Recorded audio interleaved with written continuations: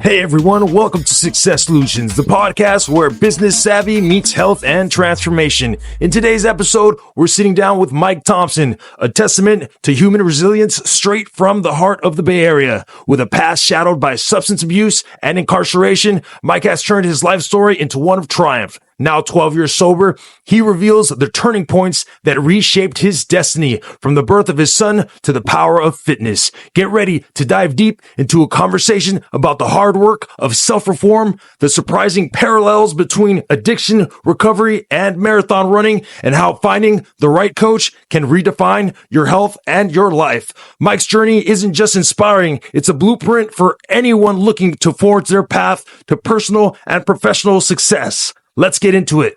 Hey, what's going on, everyone? I'm over here with Mike Thompson from No Remorse Fit. Welcome on, Mike. And, I appreciate you coming on today. Can you start by telling us a little bit about, your journey with how you started your online fitness? And I know you struggled a little bit with sobriety in the past. So can you tell us a little bit about that? Yeah, man. Thanks for having me on, dude.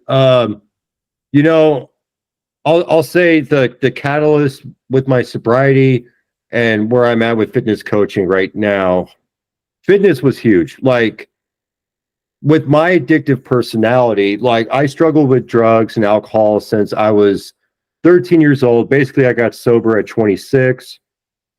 And shortly after I got sober, man, it's like there's always a part of me that was always looking for that rush, looking for just a quick perspective change. And,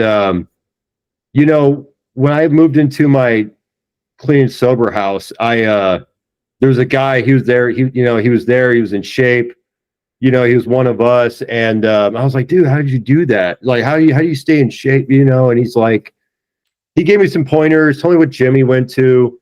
I saw him smoking a cigarette though, man. So my motives were a little off. He was smoking a cigarette.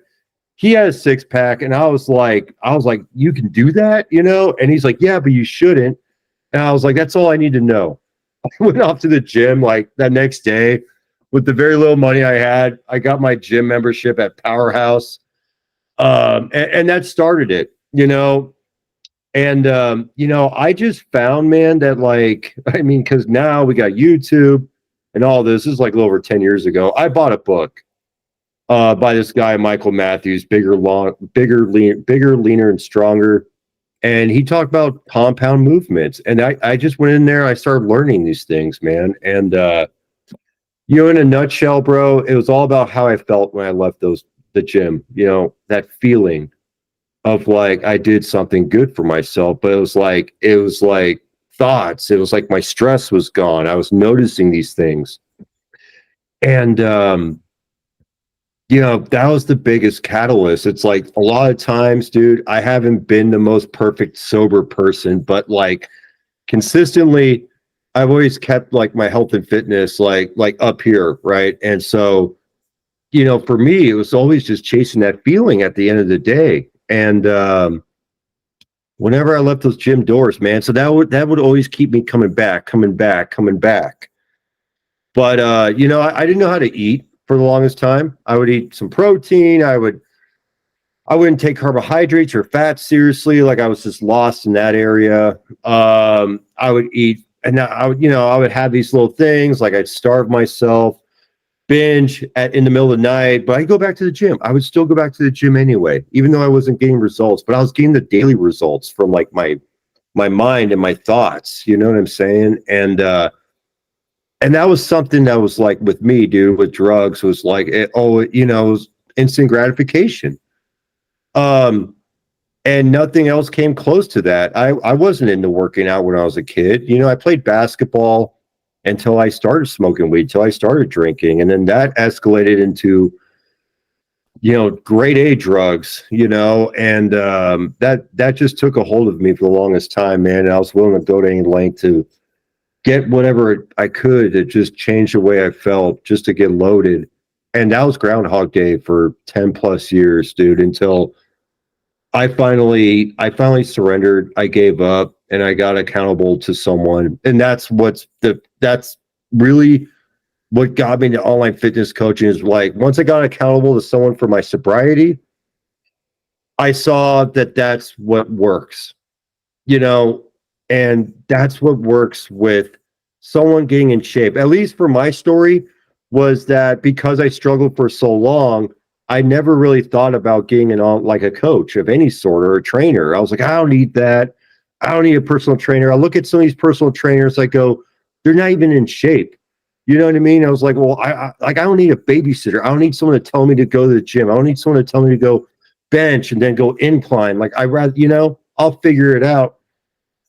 But until I saw someone else in my life, man, and he's like, no, I was like, bro, how'd you get so ripped? And he's like, dude, like check this dude out.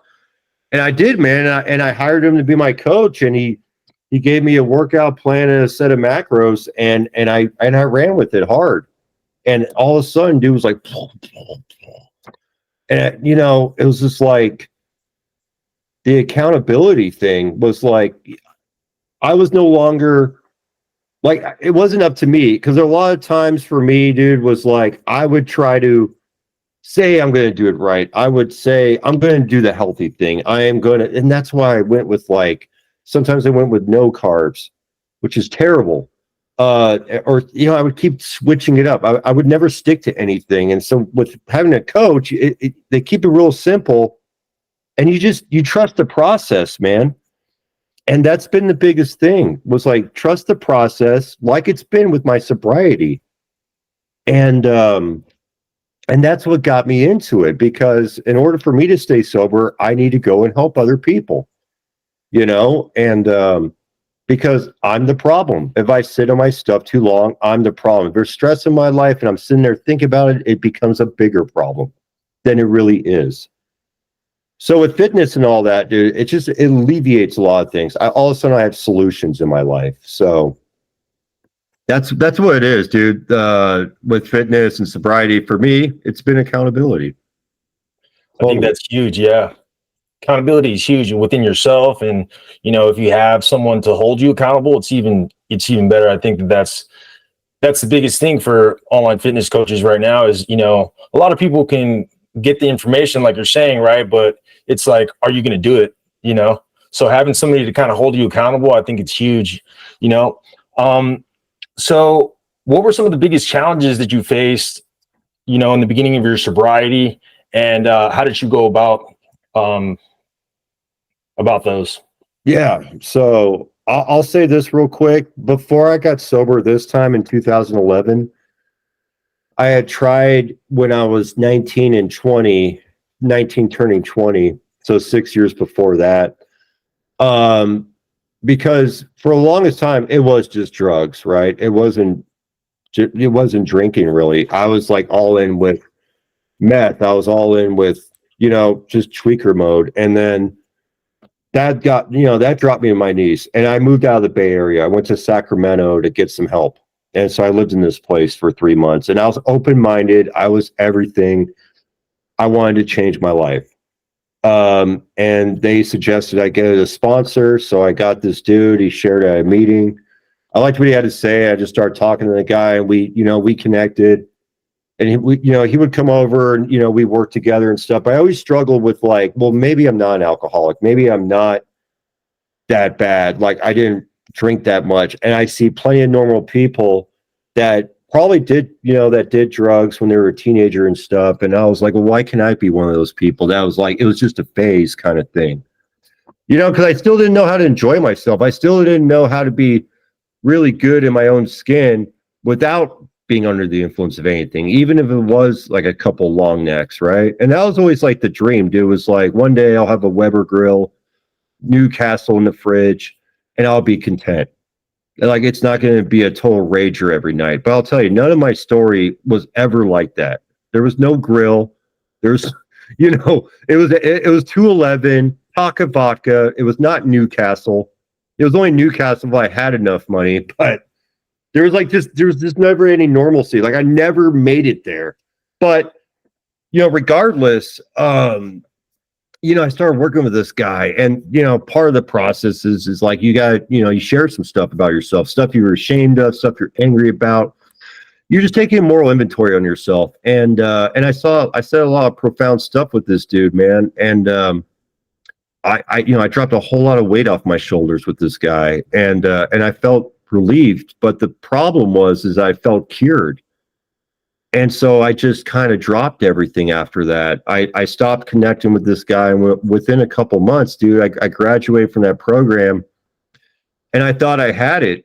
And then I got this job at the Cheesecake Factory because I put on a bunch of weight when I was in this rehab. Like I said, I wasn't in the fitness yet. So I was making all these whole milk brownie shakes that were so bomb. They had like this crazy milk machine, whole milk, and you know what I mean, dude? I was like, and so you're talking about self-conscious, you're talking about fear, you know what I mean? And how I just replaced one thing for another. I just kept eating and not doing a whole lot, not moving around as much. And so I got this job at the Cheesecake Factory, and all of a sudden the idea was like, I knew a bunch of people, the food industry is like runs rampant with drugs, at least pot and whatever, more or less coke, but I was never really a big coke head. And, I asked my coworker for some weed one day, and I hated weed at this point, but I hated the way I was thinking more.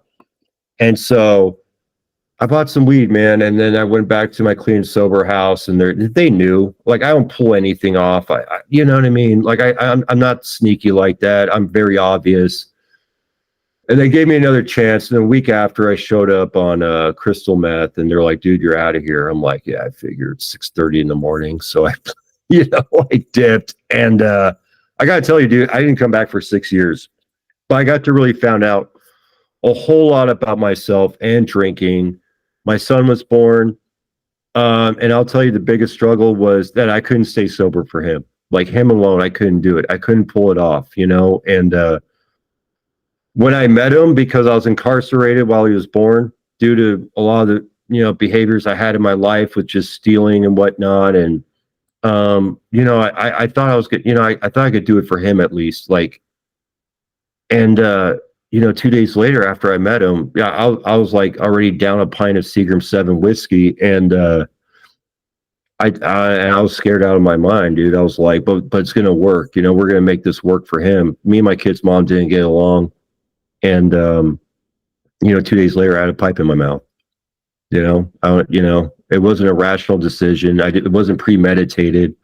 It was an obsession. It was just immediately. It was a thought turned into an obsession, like a magnet. And I was just like, I gotta go get it. You know what I mean? I gotta go get it. And so that was the biggest struggle right there. 3 months with a child, and I wasn't drunk every day, dude. I'll tell you this. I wasn't drunk every day, and that's how much I realized that, like, drinking for me wasn't just all about fun. It was to tame myself, because when I wasn't drinking, I was horrible to be around. Because I wasn't doing anything to elevate our life. I wasn't doing anything positive. I was just that turd in the garage, wishing he would shut up in the bedroom because he's crying. He's a newborn, right? And here I am, like, I'm there, but I'm not present. I'm not emotionally present. All I could think about is running.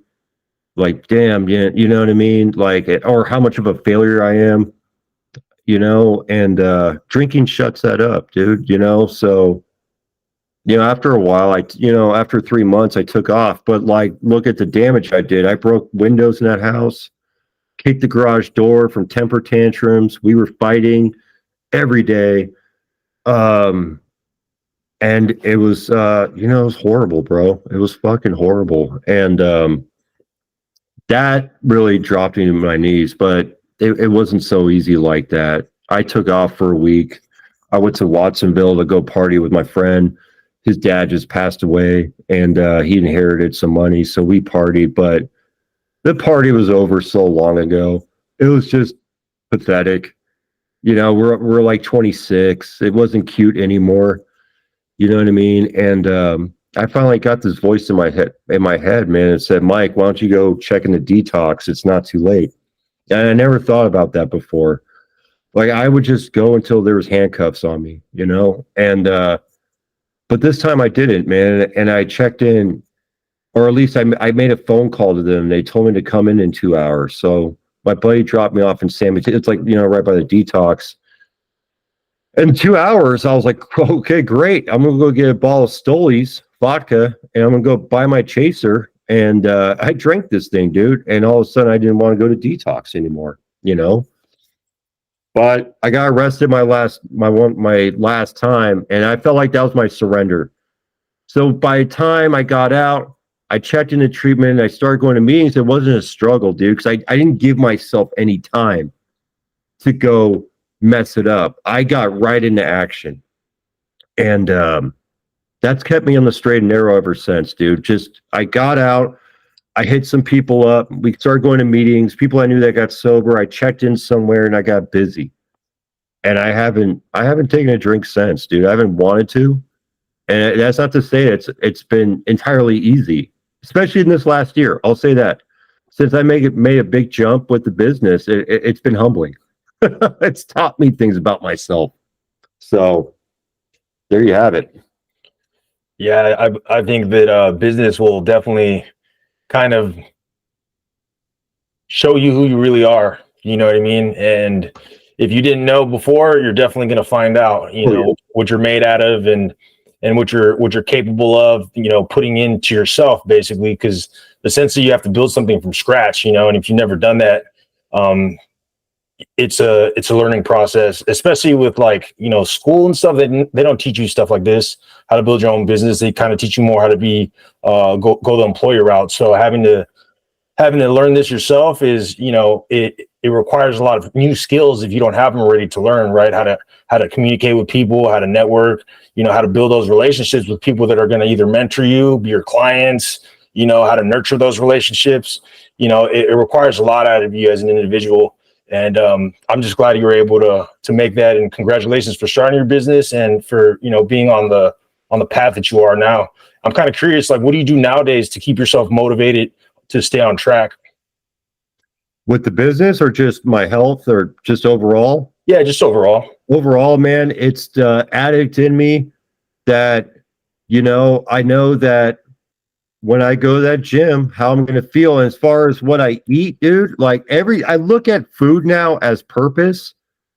They're just numbers to me. If I can explain that right, you know what I mean? Like everything, I look at a plate of chicken and some rice and I go, okay, 50, I go 50 grams of carbs. I go, 48 grams of protein. I weigh everything, but it's just discipline. It's not even motivation. It's discipline, as far as my health and fitness goes. And, me going to the gym, dude, especially since I went back to work, it's like, I go for that feeling still. I go for that feeling.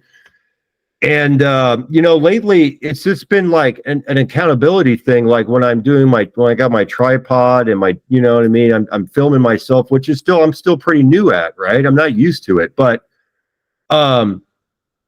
I know there's no real value in it unless it's just like, here I am, no excuses, but I want to be more valuable than that.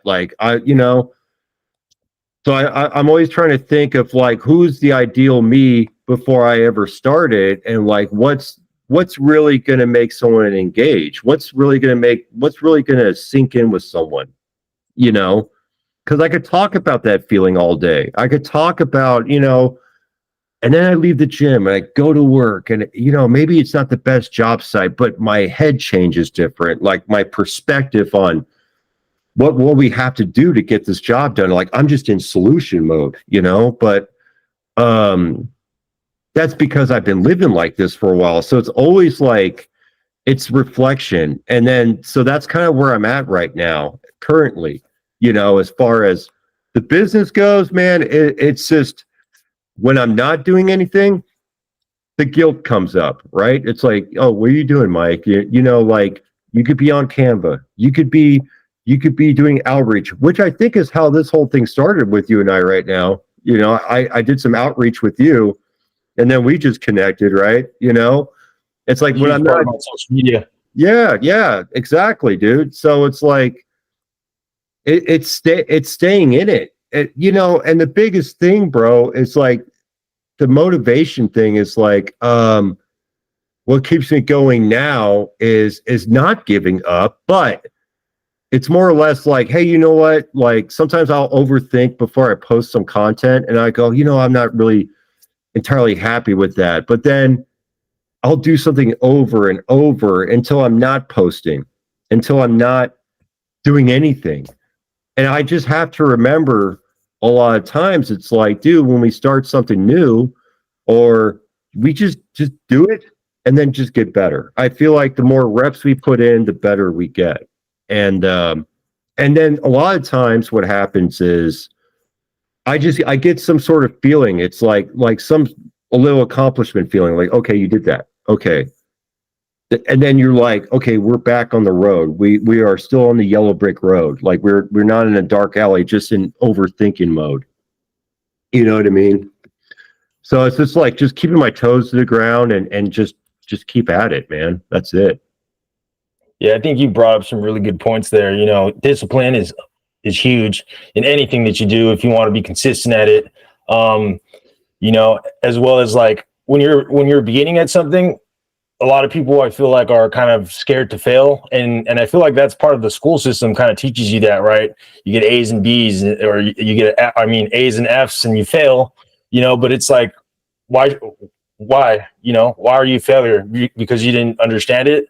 Maybe the instructor didn't teach it to you right, but either way, it's like when you start something new, if you fail at it, when you do it again, you're starting from experience now because you've actually done it before. So now you know what to do better, and then you just keep doing that and keep building on that. And that's how you improve. Nobody, like, let's say, we're talking about martial arts, right? You don't go from, walking into the gym to black belt, you go from white belt to yellow belt, to blue belt, whatever, the ranking systems are in that school.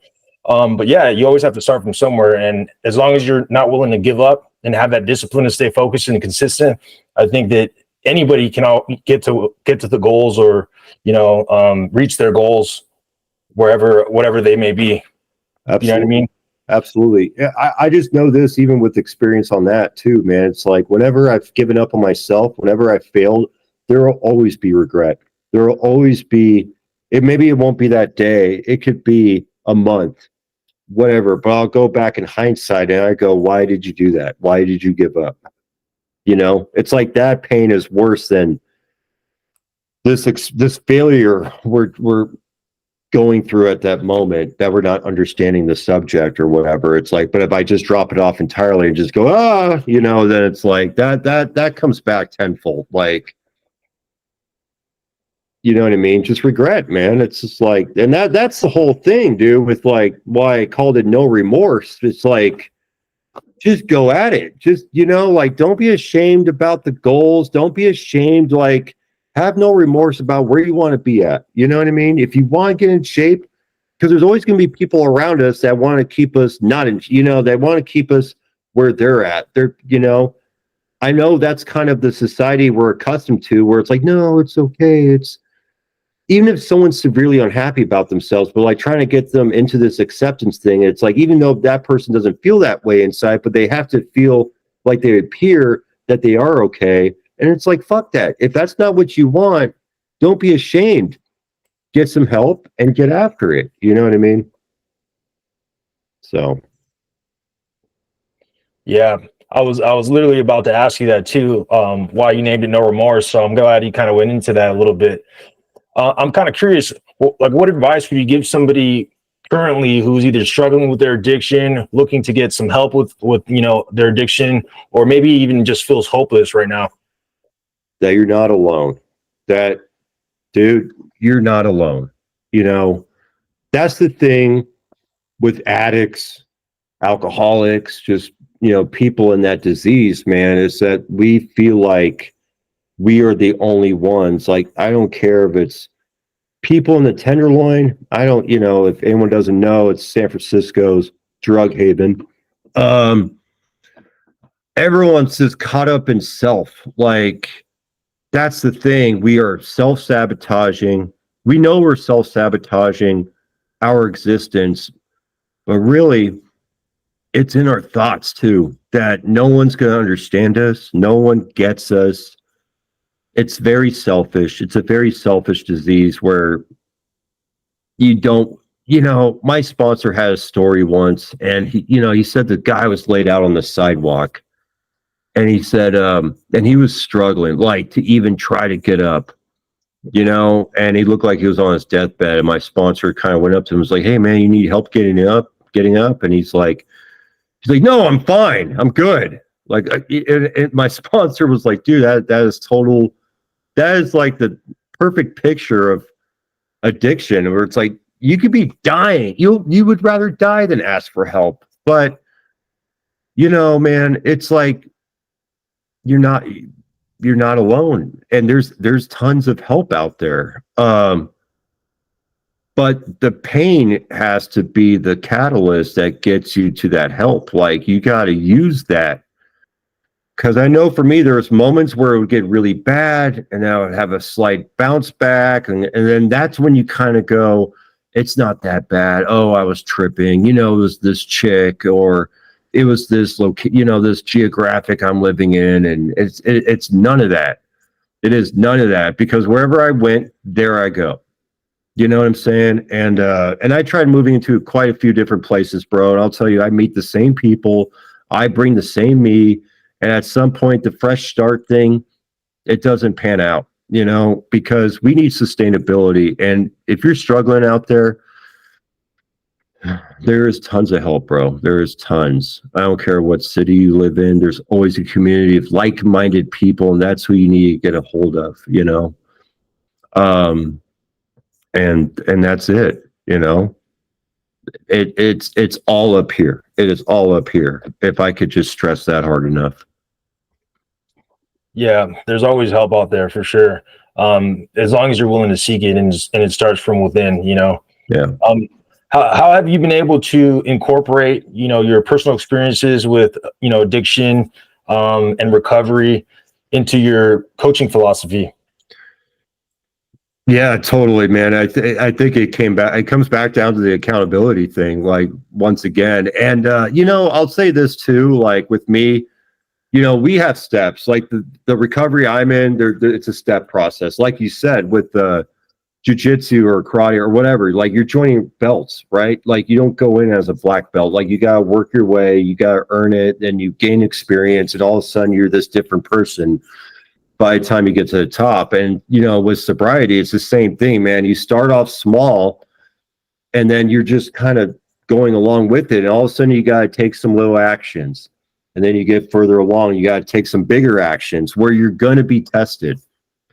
And as far as where I was, it was having to seek the people that I had wronged in my life. And that was scary. That was fearful. That was me putting the universe, God, spirituality to the test. Like, hey, man, like, you got me on this. Like, I know I have to do this regardless of how I feel. And 9 out of 10 times, expected happens. Like, I was told things like, I would go pillage a locker room at some gym or some YMCA, and they told me, and I'd go tell them myself, and they said, "Hey, why don't you come back here and speak to the kids, like, about the Dare generation thing?"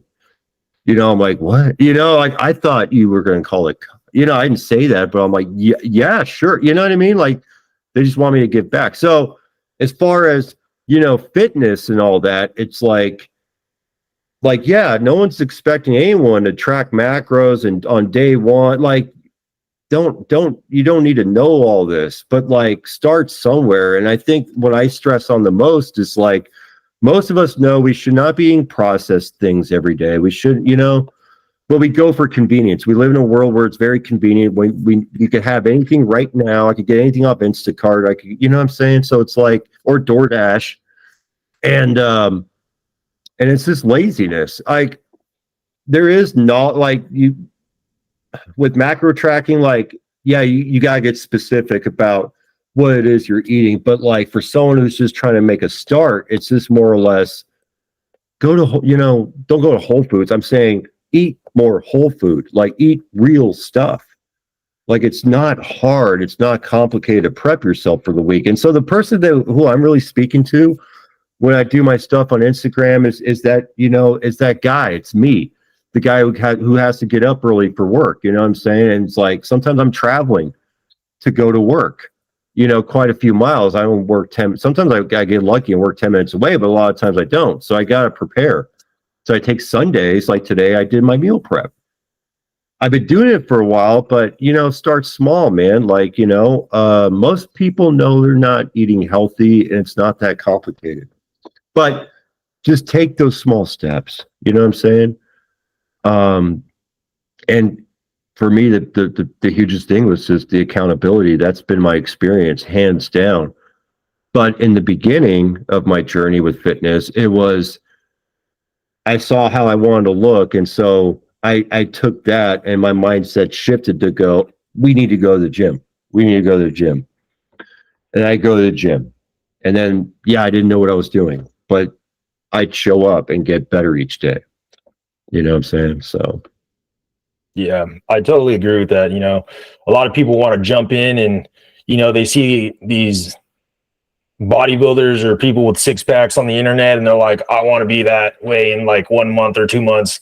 Right. Not realizing what it actually takes. It takes years, or depending on where they're at, obviously, but, it could take them years. And if they really want to eventually get somewhere there or close to there, it starts with baby steps, because even if they do start a hardcore diet, eventually it's kind of like addiction, right? You're going to kind of fall back into it at some point in your life. You know what I mean? So you need to create those habits, make sure they're solid before you move on to the next habits. I've done that with my own health journey. When I first started trying to lose weight after I got out of the Marine Corps, I gained like 60, 70 pounds. And I was like, I need to make a change. And I knew that I couldn't just hop back in there hardcore. So what I did was, for a month, I just drank, water, a gallon of water, every day, and just built that habit, because obviously I wasn't drinking enough water. And even just with that, I lost a little bit of weight. And then I started incorporating little changes to my diet from there on. And that's what's helped me, so I really think that doing those little changes, as we're kind of talking about, it's like, leveling up with those belts. You're building up that level for yourself, especially mentally, which that's what you really need to, create those habits with, is your mind. So then that way, when those tough times come, you don't fall back into your old habits. Right. Absolutely. It's like you're building momentum. Exactly. Yeah. Slowly but surely. It's like a little snowball effect. Yeah, and like you said, man, the 1% better. Like we start off with water, and then now we're making a judge. Yeah, that's it. That's it. That's exactly it. Yeah. What would you say your key components are for your online fitness programs, and what makes those unique? My key components, man, would have to be, like, hands down, it's the accountability thing. I do quite a few check-ins. There's like the once a week official check-in I do. Where we're doing photos and body stats to see, because everything I do is macro based. I run off an app. We use my Fitness Pal. Everything's synchronized, so I can look at exactly what someone's eating. You know what I mean? I could say, hey, are you getting enough fiber? I could just look. The numbers are right there. I mean, that's what I feel like, because most of the people I am going to be working with are pretty brand new when it comes to fitness and whatnot. A couple people aren't, but for the most part, right? Like, just someone to make that change in their life, someone who needs to make that change. It's like, I almost feel like, not that workouts are insignificant, but like, we all know, man, newbie gains, like, just get so, you know what I mean? But I'm looking at the nutrition, because that was my biggest struggle, right? And that's the thing that we have to do 24 hours a day. So it's going to be accountability. It's going to be making sure, about every other day I'm looking at someone's stuff and I'm going, hey, you're not tracking, or what can I do to make, like, for instance, this guy, he's got a couple businesses, and I'm like, okay, so, a lot of times his weekends are just booked up, and I go, well, we need to go with some meal prep services. Like, we need to go with like Flex Pro meals or something. So you can stay on track and not even think about it, right? Because I think people just really make it bigger than what it is, and I get it, because we've had these habits for so long. So it's, key components is habit changing, accountability, and we're just progressing. As long as we're progressing, I could care less if someone's perfect, because it's almost like, I'll say a quick story. I had a guy for 3 months who hopped on my program, and I'll tell you, dude, like, he struggled for 3 months. Like, he would list everything, including what he was drinking and whatnot, like, he had a little beer habit, but like, he was tracking it, and I was like, okay, and it took 3 months, but we finally had a breakthrough. And then all of a sudden his mindset shifted, and it was, and like, he had to come to the realization on his own. That's like, okay, I just spent 3 months on this program and I didn't get anything, because he realized he didn't do anything. So it's almost like, you still got to put the work in. And I think it just took what it took, but now it's almost like he's becoming unstoppable, because now he's like nailing his numbers every day. So those are the people I love to work with. I mean, I don't want someone on for 3 months that isn't going to do anything, but I like seeing that shift in people. Like, because for me, dude, this isn't just about the 6-pack or just about, bigger delts or whatnot. Or a 315 bench. It's more or less like, this is a game changer for your life that you needed, because perhaps you've been so comfortable for so long. And that's what I feel like society is trying to like tell us. That's where we need to be. We need to sit around. We need to be comfortable. We need to be, I forgot the word for it, so I'm not going to pretend, or docile. Like, we just, like, we need to be, and have no life in us. And that's not how it used to be. And I want to see momentum in people's lives again. So. Yeah, it seems like technology is kind of good and bad in those aspects, right? It helps us a lot, but it also makes us a little bit more lazier, Yes. But it must be nice. It must be nice to be able to see those changes in your clients, when it finally clicks for them. They're just like, yeah, I've been doing this for too long. I need to make a change. And, I have this opportunity right now working with you, and then they just go for it. So that's really nice that you're able to provide that type of stuff to people. But I'm kind of curious, how are you able to manage, your own fitness while dealing with your business and your clients?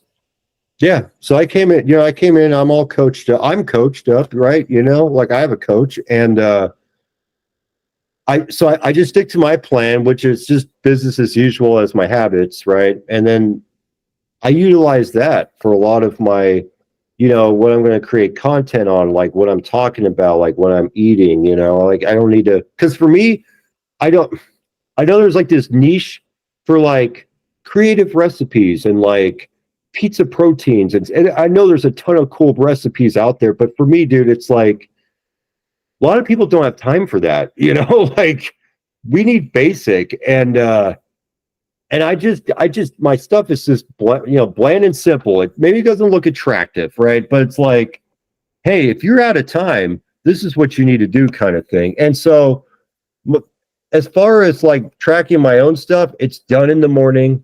I get up early. I don't care if it's 5 hours of sleep. I don't care if it's 6 hours of sleep that I got. I get up and I go chase that feeling I get when I'm out the door, and my meals are set for the week. I just have to plug and play.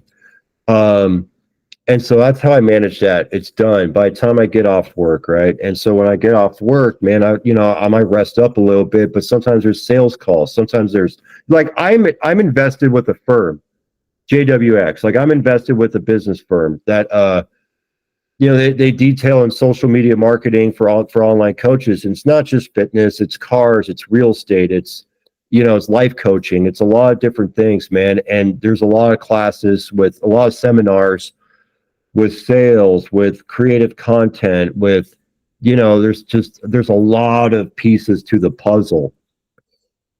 And I just try to like, I try to get on that thing that's like kind of pointing out to me, and I go, okay, Mike, that's what you need to like tackle. Because there was for a while there, and it happens off and on, where I overwhelm myself to that point I'm not doing anything, right?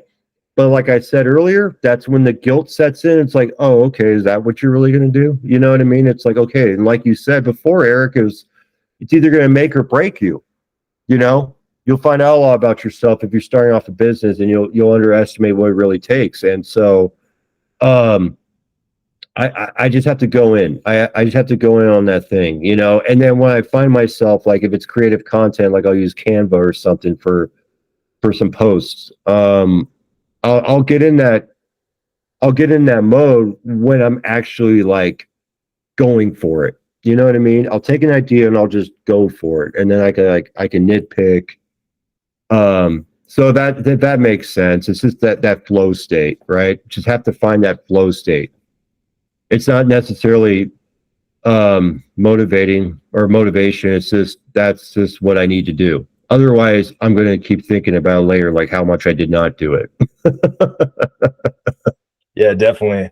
That discipline and finding that flow is, it's kind of like the main thing right there. But once you get that going, you understand the process, and that's really what you kind of want to get to, is understanding the process in your head to make things a lot smoother for yourself.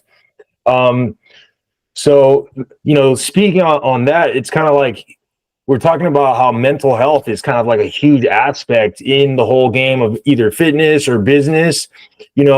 I'm kind of curious, how do you address this in your programs? Dude, well, for one, besides the science of it, like it alleviates stress, it alleviates depression. I kind of go with, and I do have a client. He went through something really tremendous recently with this family. I won't share it on here, but I noticed that like he was like, "Hey, Mike, I need more workouts. Like I need more. Like I need this fix, right?" And I was like, "Dude, I got you." You know what I mean? And it was because it was like his ticket to his freedom to deal with this stuff. Like, because it's mentally a lot. It's mentally draining. And so I know for me, dude, when I walk out the door from the gym, there is no depression for me anymore. There is no, I don't say I wake up depressed. We all have our moments, right? We all have moments in our life when things pop up.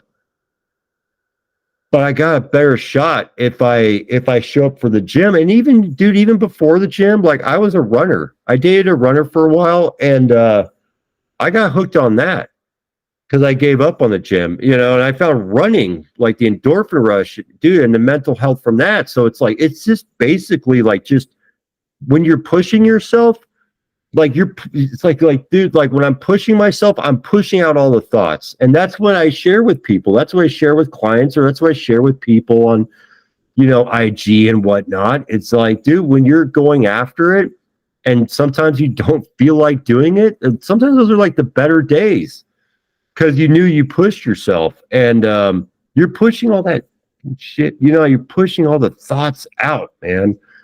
And you're just kind of in this go-to, like you're not thinking really. And mental health, self-confidence, self-esteem, especially if you got some results. Like I know you're a strong dude, bro, like 185 on an overhead, my God. But you know what I'm saying? Like look how you feel about yourself. Like how do you now you view yourself like, I am that dude. Like I am this guy. Like you're not trying to convince yourself. Like you're not trying to look for acceptance from other people. And I think that's the thing. It's like, how much validation was I seeking beforehand from others to make me feel better about myself? And that's crappy. If I have to go out of my way to, to make someone, like, we should find that ourselves, and we can find that ourselves. We can find that. So it doesn't have to be the gym. The gym is just what I love. That's what I love. I love to move weight around, or I loved running. I miss running a lot of times. You know what I mean? Just all the endorphins that come with it. But yeah, you're not feeling like, you don't feel alone. You want to be a part of the world. Like I walk out and I just go, how you doing? Like, how's your day going? And I got more in tuned, if that makes sense. I'm more in tune with myself and with other people. And so, Yeah, definitely. Yeah. Yeah, definitely. You mentioned that it reminds me of like when I was 16 years old, starting off going to the gym, and I used to see these Polynesian dudes, repping out 405 at the gym, and I was like, man, I want to be there someday, and I'm not there yet, but now I'm like kind of like that guy to some of the guys at the gym, and it still inspires me to see that, because I still remember those guys, and they're kind of like, my motivation when I think of that. I'm like, man, maybe one day I'll be that to somebody else, and motivate them to want to do that too, or just stay active at the end of the day. So that was like where that kind of came from. So it's kind of interesting that you brought that up, but yeah, a little memory like that, or when you see somebody, especially as a young kid, you can you can definitely find inspiration from the older heads at the gym. So I always try to have that in the back of my head when I'm at the gym. It's like you're kind of like a role model to these kids, so you can either be a dick and then they're like, screw this guy, you know what I mean? He's like an asshole. Or you can be a guy that they can look up to, and then they're just like, I want to be like him someday, or I want to look like that someday. I want to lift, that type of weight someday. So I always keep that in the back of my head, and at the end of the day, everybody's human, and we're all just trying to get through this life, the best way, the easiest way, the happiest way that we know how, Yep. Heck yeah, dude. And I'll tell you, one of the best feelings too is someone asks you to spot them. I don't know if you made that post recently. Someone made a post, but it's like, oh man, someone like thinks I'm strong. Like, cause look, dude, like even though we're in shape, do we ever think we're in shape? Like, you know what I mean? Like, I don't think I like the way my, you know what I mean? When I'm doing my laterals, like, I could have bigger shoulders. Like, we're not ever quite content. And I think that's the cool thing, if you know how to balance that. Like, you know what I mean? Like, but it's always amazing, like you said, the kids look up to you, and it's like, or when someone's like, hey man, you think you could like, yeah dude, hell yeah, yeah, and I won't let you die either. Yeah, for sure. Yeah, like I'm not gonna do the whole thing, right? Like come on. Yeah, I'm always looking out for that too. When I'm getting a spot at the gym, I'm like, where's the dude that is not going to kill me over here at? You know what I mean? That's like on my mind when I'm asking for a spot, because I'm lifting some heavy weight, for me at least. So I want to make sure that I'm a little safe. But it's always nice to have people that are willing to help you too. They just know what's up. We're all on the same journey of either trying to better ourselves or just be healthy, and it's nice to be able to build that community at the gym. Yep. Yeah, definitely. The 5 a.m. club is real.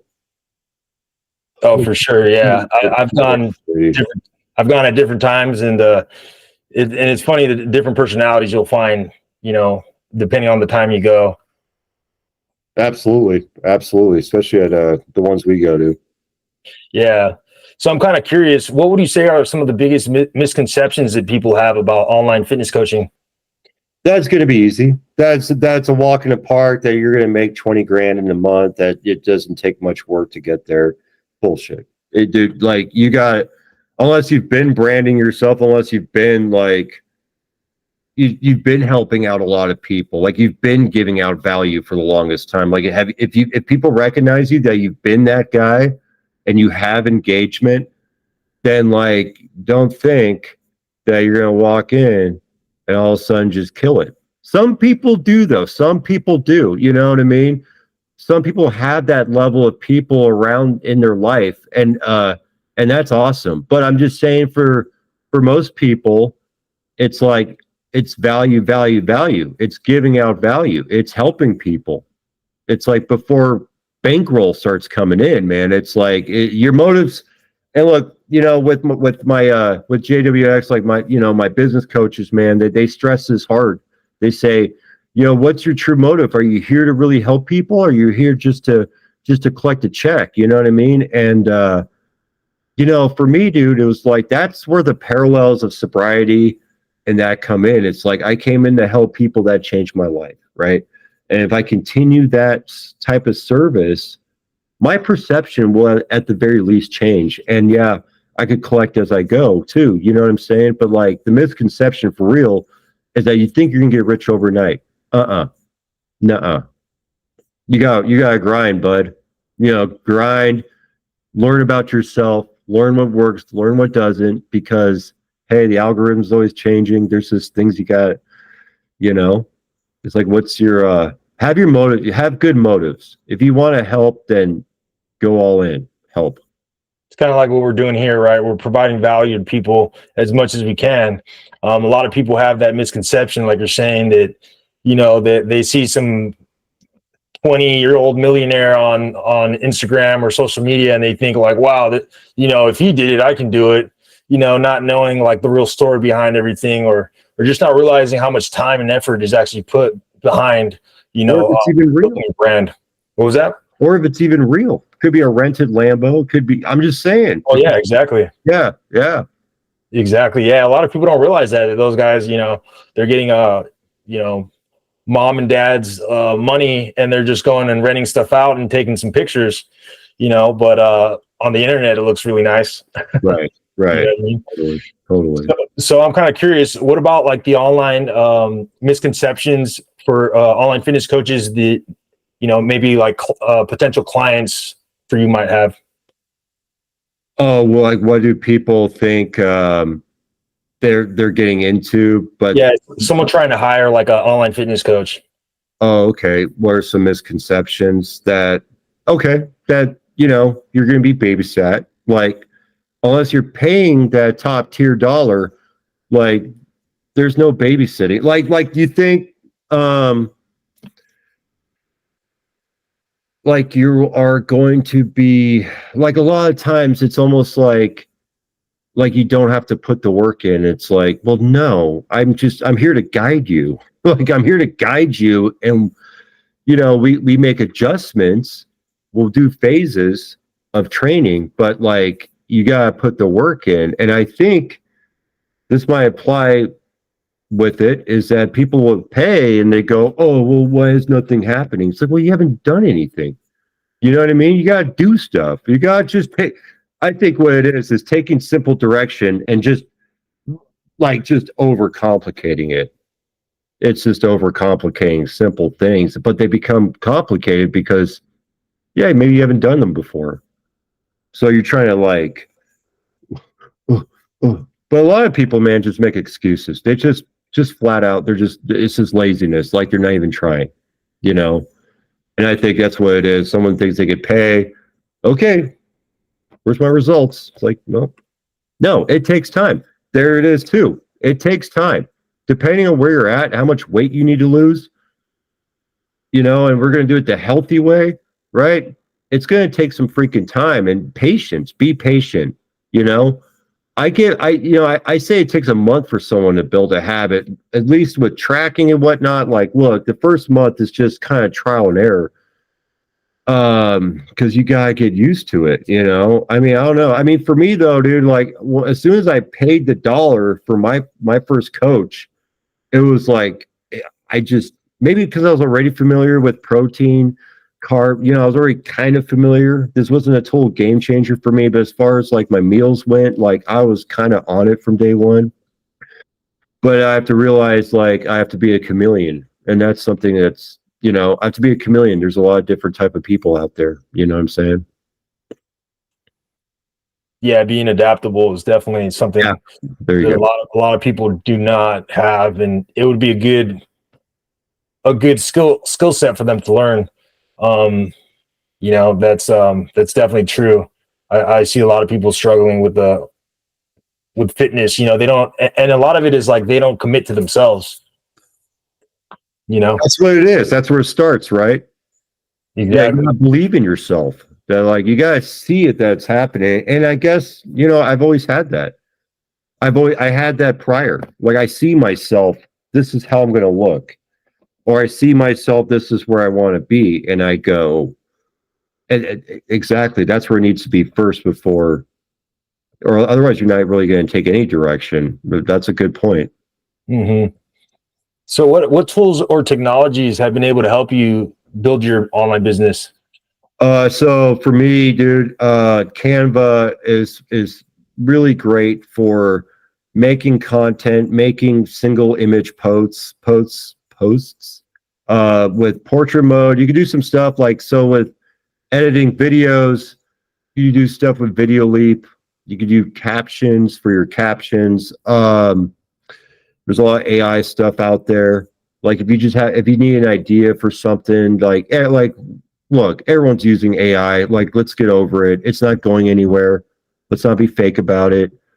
AI is a great tool if you're going to use it right, and yeah, do your fact checking on it, right? But I mean, it's just, this is the world we're living in. Everything's just faster and faster. So, but like Canva's great, dude. Like you could like do some really cool ads. You could do some really cool things with it to make yourself kind of stand out. And there's a lot of editing video ones. Like you could hire editors. Like I have a person that does some of my editing. For to put some cool backdrops on and whatnot. There's plenty of you can outsource it. You know what I mean? There's plenty of outsourcing out there. But like I'm looking at my stuff right now, like what's on my tabs, and like Slack's great for community. You could do beautiful AI for your slideshows if you want to do a presentation for someone. And Meta, you're going to do Meta for your ads. To run ads on IG. And Facebook. IG is probably better. Facebook's a little weird. I mean, just the people on Facebook, but the better traffic is on IG, but you do everything through Meta. Yeah, those are just some of the things that I use currently. There's so much stuff out there, man. Yeah, there's basics. Like if you want to make good content, I would go with Canva. If you want to edit videos, do Video Leap. There's a million different ones though. Captions, if you want to like do a talking one, you want to do your want to have your words pop out. So those are good places to start. Yeah, I definitely agree, especially with AI is huge right now, and a lot of people are fighting it. I always laugh at this because it's like they're fighting AI, but it's like it's probably going to take your job. You know what I mean? Yeah. For some people, and they don't even realize that, and then some people are like, I'm okay with it, but it's like even doctors and lawyers need to watch out for that. You know what I mean? Because I've heard that the ChatGPT passed the bar exam. About a year ago, I heard that. So it's like most people probably won't need lawyers, or they'll be able to get the for certain cases, obviously, or certain stuff like that. But they'll be able to just figure out the information on their own. It's more about figuring out the process of the courts and stuff at that point, which you can still ask ChatGPT to tell you how to do that also, or to teach you that, so it's pretty interesting. You've got a lot of cool stuff coming up with AI. I'm really excited for it. So how do you measure your success in your business, in your personal health, and in your fitness journey? By making the mini milestones, by breaking it down into many steps, whether it's I finally got really good at doing this type of content, or I got really good at how I even set up my tripod. Like I have to take the little milestones. I have to get out of the big picture sometimes, and I have to look at the little things. And everything in hindsight, that's where gratitude is. And I go, well, dang, dude, like a few months ago, you didn't know anything, and I have to take the instant gratification out of this head. It's like, dude, like we said with the clients, right? It's going to take time. And so that's what I tell myself. I don't use it long enough to be some sort of an excuse, right? And so that's how I measure my success. It's not necessarily like, hey, I got a new client. Yes, like at the end of the day, that's what I want. But really how I know if I am doing my job well is my engagement. It's like, am I engaging with people? Are people being, are they being receptive to what I'm saying out there? And in some cases, yes. I know it's a certain type of crowd of people are really receptive to what I have to say. And I go, okay, that's great. You know what I mean? Like I'm hitting a ticket with that. Because without engagement, all this means nothing, and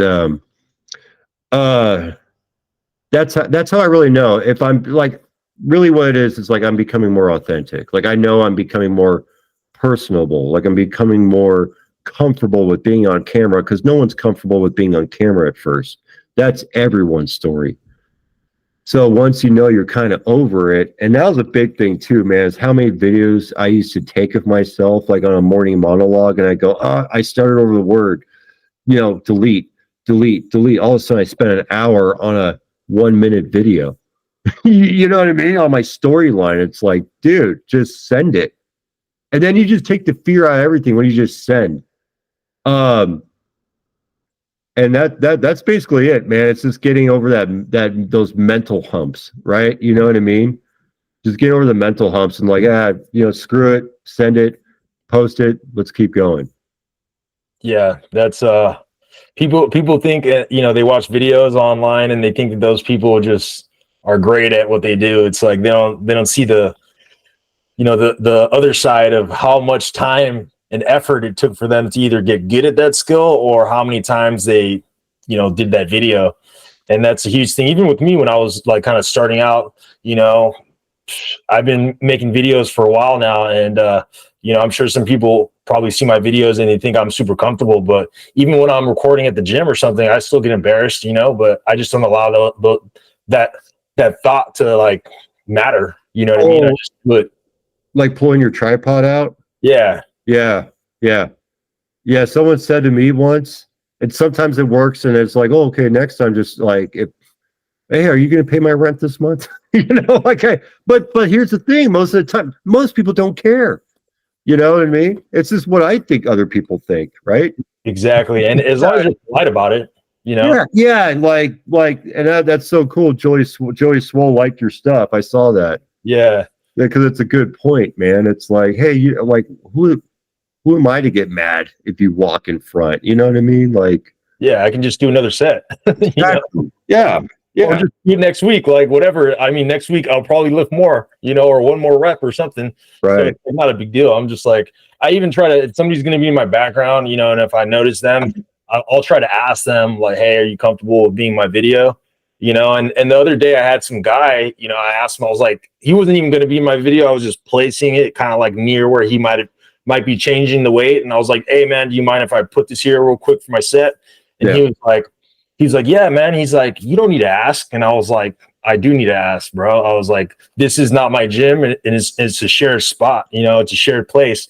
I was like, I'm just doing it to be respectful. He's like, wow, man. He's like, not a lot of people think like that, but I would be like not caring about that, but I can see your point, and I actually appreciate that.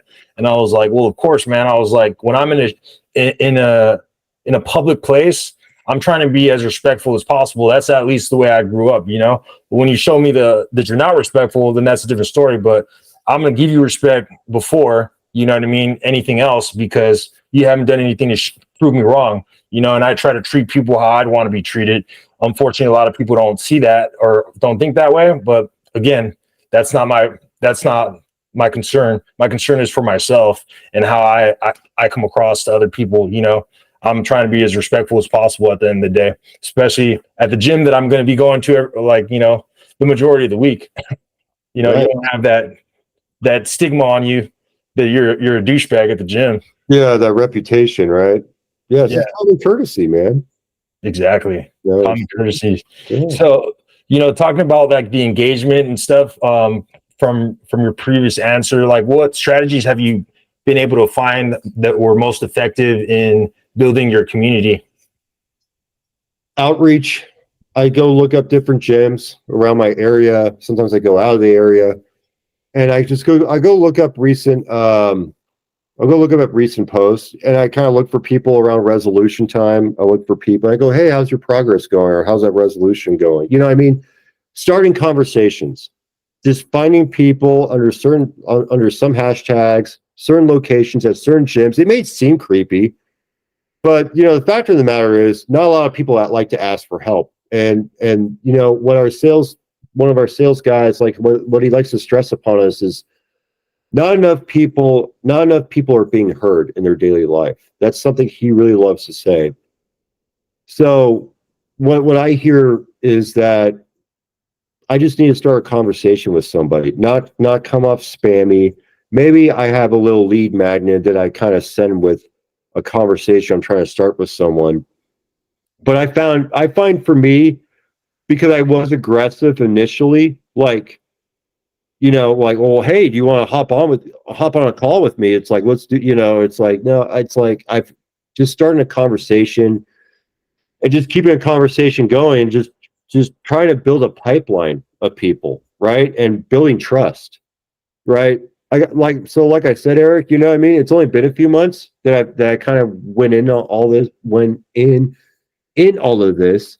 So I'm still learning as I'm going, but I find that that's been better for me and probably better for the people I'm trying to even talk to, is that, I'm just trying to start a conversation with someone. Like, I'm not trying to like get them in a crazy funnel as of just yet. I mean, but I'm just saying, like, just being a good dude, just being me, like you said, being authentic, just giving value. If people are getting value, then they're being appreciated. They're not just otherwise it's just like, oh, here's another spammer, here's another influencer. It's just like, just be a good dude, be helpful, because they're like, I've been there. It's really hard asking for help, and that's what I've done a lot online. That's been the best, really. And then when I was running ads, same thing, started conversations. There's call to actions, but at the same time, you got to build the trust first, because we are in the online space. So, Yeah, I definitely agree with that. And I feel like you're on the right path with that, just being authentic and being yourself. And nobody likes that spammer in your DMs, like, hey, click here and go to this account and go to their website and blah blah, or DM this account, or here, click on my link and blah blah blah. Nobody likes that. So it's really about just being authentic, like you're saying, and engaging with people. So I think that's a great mindset to have, especially in sales. It's like, in the beginning, you're not really trying to sell anybody something. You're just trying to figure out, like, are they even, discover what they need? Are they even somebody that can potentially be your client, or are they just somebody that you can network with, kind of like what we did, right? yeah. And just go from there. It's just about being a human and having human conversations at the end of the day. Maybe a little bit more than the average person, I would say. Yeah, definitely. Yeah, like you said, you just nailed it. It's in the discovery. What is it that someone needs? Not everyone needs a six pack. Not everyone needs, like to build muscle. Some people need it to be more. Like, it has to be, we gotta listen, right? We gotta listen, we gotta find out what people want, and we gotta meet their needs. And because we're trying to offer solutions to people. And everyone needs something different. And that's what is starting to make a lot more sense to me now. Because it's not just Mike, when I had my vision and I just wanted to get ripped. I just wanted that look. Like, a lot of people don't want that, but a lot of people need some sort of just need to get off their ass, or some people just, what I mean? Some people need different stuff. People need more energy for their kids. People need to be more present, because perhaps they're stuck in their comfort. I don't know. We find that out in discovery. So that's awesome you brought that up. Yeah, I definitely agree with that. Everybody's different. You can't see everybody as, like, one general thing, even if it's like your niche, right? Everybody's still going to be different. They're going to have, like, slightly different goals. They may or may not have kids. They may or may not be overweight.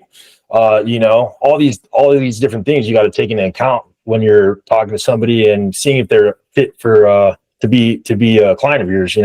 Right. So how do you normally deal with setbacks, in your personal life and in your business?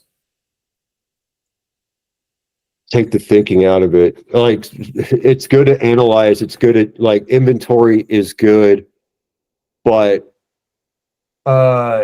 with the setback, it's, if I allow this negativity to flow in to the point where I'm delusional, I believe it, it's the end of the world, because I'm an addict. So I I just go the extreme with everything, and I could go really quick into, it's over, man. It's game over. But a lot of times it's trial and error.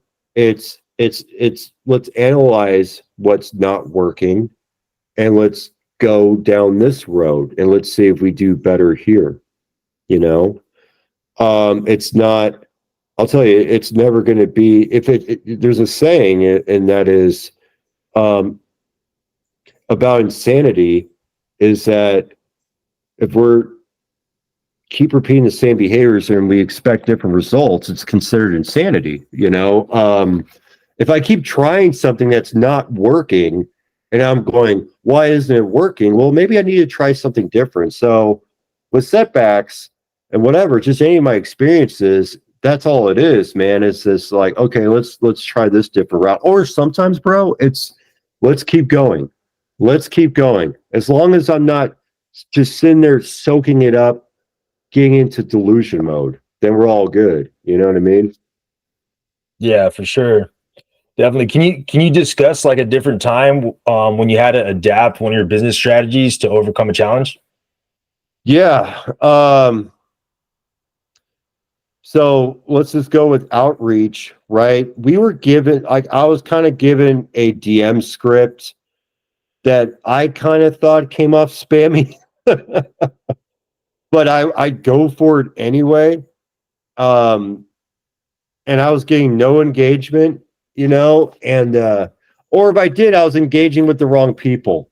Um, but I found out that just being you and just saying, you know, like I could kind of use that script, but I could utilize just not everything, but just bits and pieces to like what's going to be more appealing. Because we're taught about avatars. Like I have a certain client avatar who that I'm speaking to, who is the ideal person that I want to work with, because that's what I'm passionate about. And typically for me, it's going to be people that have a CD past, people that you know that have a dark past, that been through some things, they got over them, but now maybe they're stuck in something else and they just need that next thing to elevate their life. Like that would be ideal for me. Someone who has a dark history that hasn't hit every base hit in the book. But um I guess I would have to kind of go,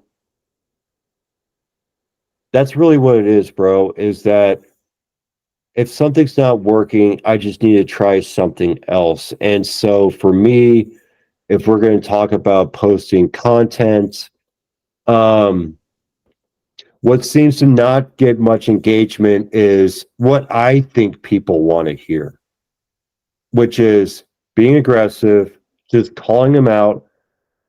You're a fat, lazy fuck. You know, like that stuff kind of doesn't work for me.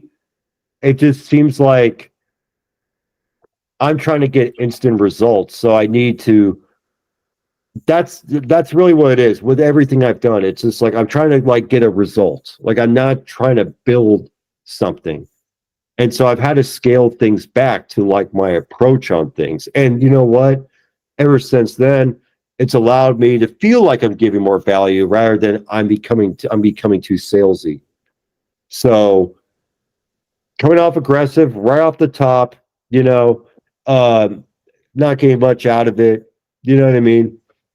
There's not much value in it. People are well aware that they're probably not doing the best if I'm just talking to the average overweight person, but that could kind of go with a lot of like how you're going down these avenues as far as at the end of the day, I want clients. So at the end of the day, it's like there's so many certain pieces to the puzzle. And if I'm just applying it to like, hey, let's just get on a call. Hey, you know what I'm saying? It's like, well, okay, why are we not getting clients then, Mike? You know what I mean? How much value have you really brought to the table? And I just have to, I have to like go back off of like the end result, off the money, the monetary means, and just go back to like what are things that I do. Like for instance, I made a reel about a basic egg white shake because I have to think about the, you know, people like me that perhaps they need to be out of the house at a certain time or they have so many things going on. It's like, well, here's something quick, easy. It's very cost effective, and it's got good macros or whatever. It's just egg whites, blueberries, you know, boom, boom, boom. This is kind of like my go-to. So people are just kind of getting more introduced to like you rather than like, this is what you need to do. Yeah. I know I kind of went off the tail end there. No, it makes a lot of sense. And Okay. like you're saying, kind of scripts can be a hit or miss, and one of the things that I've learned and I actually teach in my coaching program is for scripts, right? It's kind of like a guideline, and you want to memorize, internalize, and personalize, and kind of build off that framework that you're learning from that script, and then utilize it, with your avatar or your ideal client. And that's kind of the way it could be helpful, because most likely the script that you're using is not going to be specifically targeted for that specific avatar that you're talking to at the time. You know what I mean? Right. But what are some of the top tips you might have for people that are trying to get into online fitness coaching? Make sure you are, I would say, dude, like, do it. Okay. So I guess for a while there, before I even got into online fitness coaching, I just had my own transformation in my own life. Right.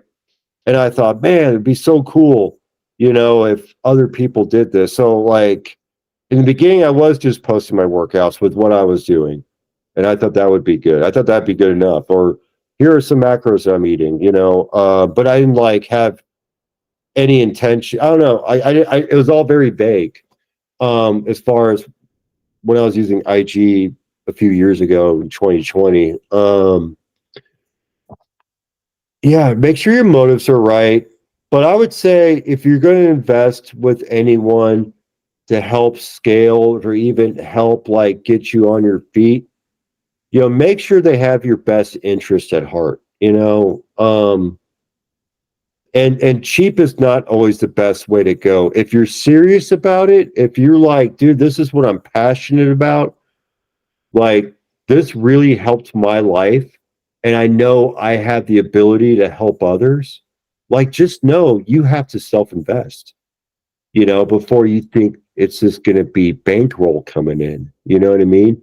And the way the algorithm is now, and how it's always changing, what works and what doesn't, reels, images, whatnot. Just have someone that's in your corner that's probably doing the same thing as you, but that can teach you some things, that has the experience. But just know it's going to be an investment. And that's what I need to say. That's what I need to stress. Investing your time, your effort, and yeah, some money.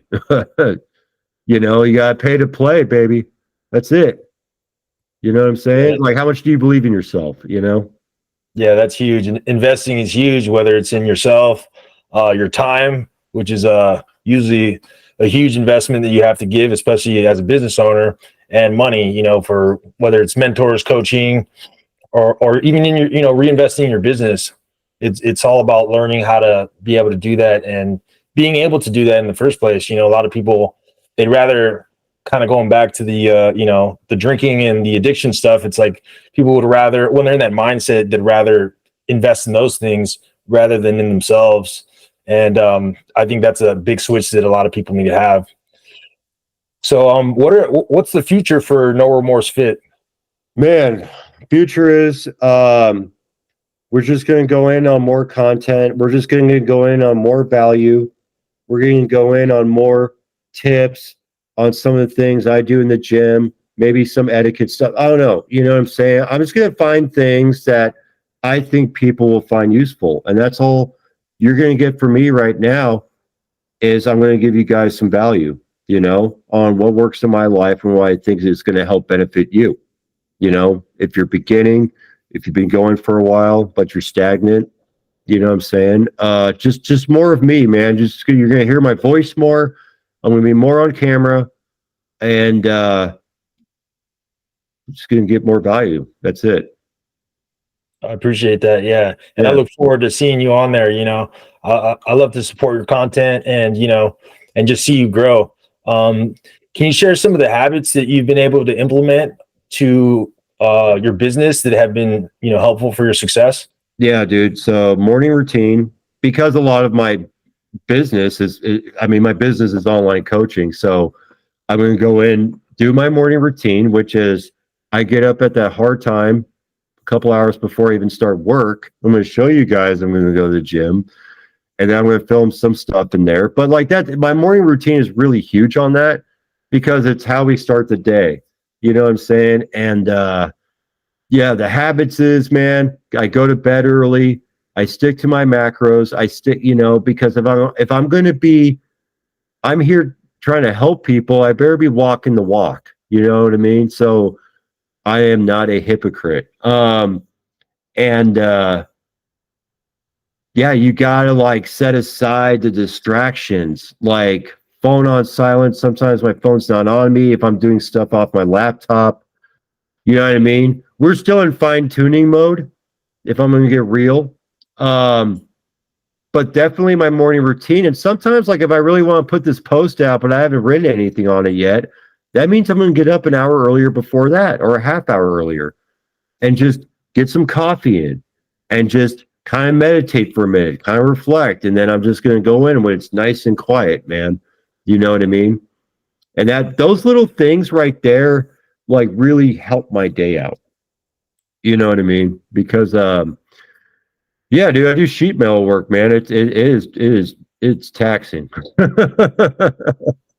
So I'm not motivated all the time when I get home, but sometimes I just chug more coffee and go at it.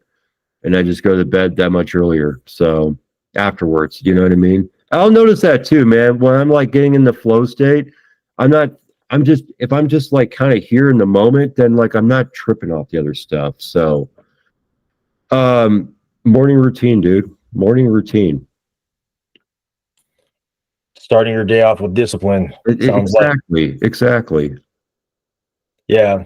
So what's one final message you'd like to leave, our viewers and the audience for either fitness, addiction, or anything that you have in mind? Yeah. I'll say this. I'll say don't overcomplicate it. Everyone starts small. If you have never been in a gym before, don't get out of that cardio room and just go check some things out, because everyone's thought the same things you are thinking.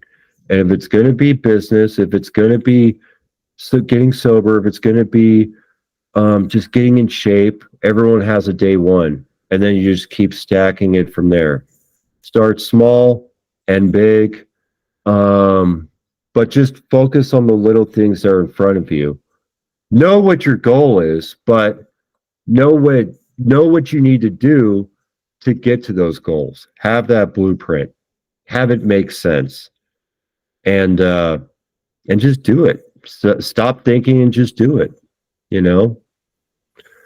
and just let those actions take you on to what those next actions are going to be after that. And then slowly but surely, you're just going to be building better habits. You're going to be getting better at what you're doing. You're going to be, you're just going to know what the hell you're doing. You'll know even before you get the results, whether or not you're well on your way, because now it's up here. Your mindset's changed. Awesome. Well, I want to, thank you for taking the time to come on the show today. And, I really look forward to seeing your progress with your business and just in life in general. So I really appreciate your time. And thanks again for coming on. Yeah, man. Thank you. My pleasure. And that's a wrap on today's episode of Success Solutionz. A huge thanks to Mike Thompson for joining us and for his raw honesty and valuable insights. Mike's journey is a powerful reminder that our greatest struggles can lead to our most profound achievements in health, business, and life. To our listeners, thank you for tuning in. Don't forget to hit subscribe for more inspiring stories and strategies that help you navigate the path to your own success. Until next time, keep pushing, keep evolving, and remember, the solution starts with you.